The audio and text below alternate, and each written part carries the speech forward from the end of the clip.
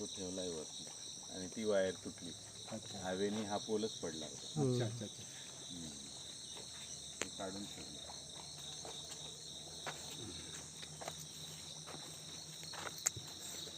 आणि आता ह्या त्याचं नियोजन किती वर्षापासून करताय तुम्ही? 15 वर्ष. 15 वर्ष झाले. 15 वर्ष झाली. 15 वर्ष झाले म्हणून हे हे झाड बघा हे टिश्यू कल्चर साग आहे. हां 50-50, 60-60 फूट हाईट झाली हो आहे. मग टिश्यू कल्चर आणि हे सागासारखं दिसतं ना? सागच आहे सागच आहे. पण याचं हे आहे ना जे प्लांट आहे ना. प्लांट. हा लॅब मध्ये तयार झाले. अच्छा अच्छा अच्छा अच्छा. लॅब मध्ये हां याला त्याच्यामुळे ह्याला वाढ जास्त आहे. वा. हां सरळ वाढतात ना ते सरळ सरळ. सरळ वाढतात.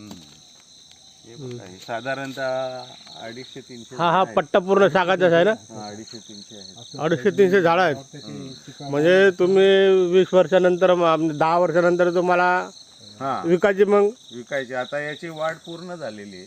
हां याला फक्त आता याचा हे जे आहे ना फांद वाढल्या पाहिजे. फक्त वाढला पाहिजे. बुंदा यासाठी वाढला आपण पाहिजे. हा. हे बुंदा करणार. वाढला पाहिजे. हा बुंदा किती डायमीटर बोलतं? असं असं मोठं झालं ना हां. मग बुंदाचा डायमीटर किती होईल अंदाजे? म्हणजे काय साधारणतः 50-100 पर्यंत व्हायला पाहिजे. व्हायला पाहिजे? हम्म.